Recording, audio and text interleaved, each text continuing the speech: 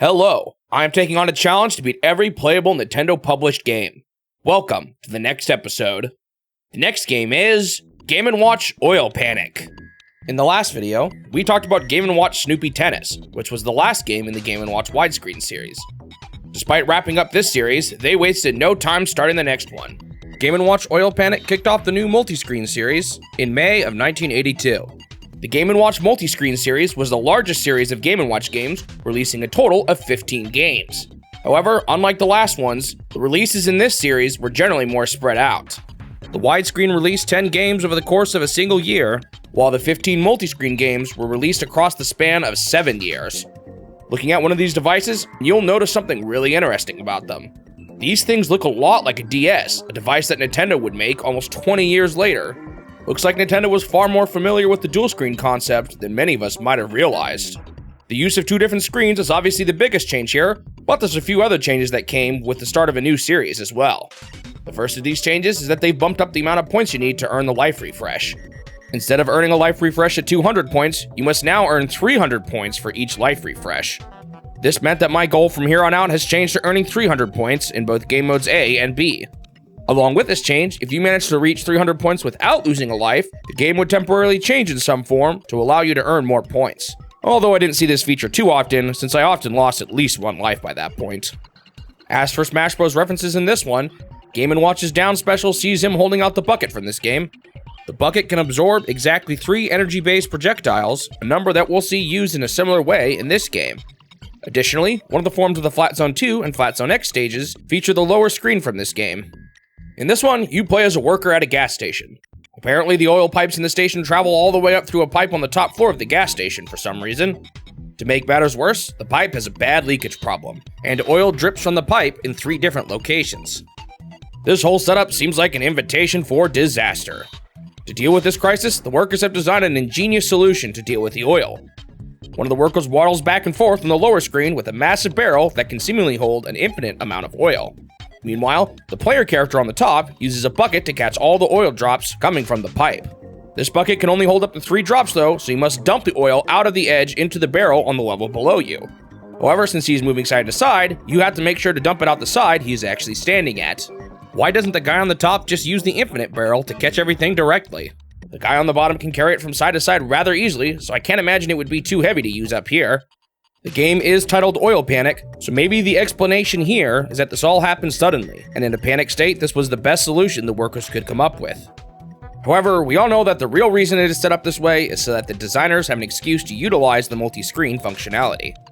One of the big mechanics you'll see in these multi-screen games is that they will often use the multiple screens as a way to force the player to multitask, adding a new level of complexity to these games that wasn't really possible with just one screen.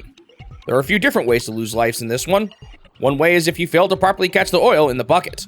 This can happen if you're too slow to catch the oil, or if you try to catch the oil while the bucket is full. The second way to lose a life is if you dump the oil down when you aren't lined up with the barrel below. This will cause the oil to dump all the way down to the customers on the ground, and they get covered in it. Unsurprisingly, they aren't too happy when this happens.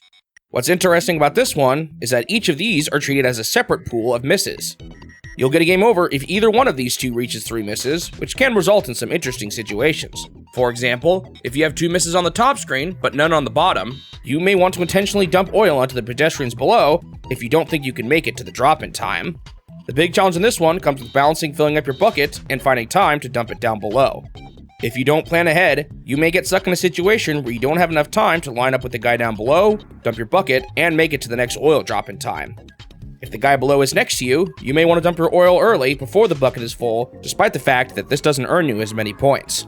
Speaking of points, let me explain how they work in this one. You earn a point for every oil drop you get, and you'll also earn multiple points every time you dump the bucket, depending on how much oil is in the bucket when you make the dump. Typically, you earn 1 point for every level of oil in the bucket. However, if it's a full load, you'll earn 5 points instead of just 3. As always, I started with game mode A. My first run went terrible. Twice, I went too far and moved past the oil drop, and I lost my 3rd life trying to catch the oil while my bucket was full. Things started to click after this though, and I got to 300 points after only losing 1 life on each screen.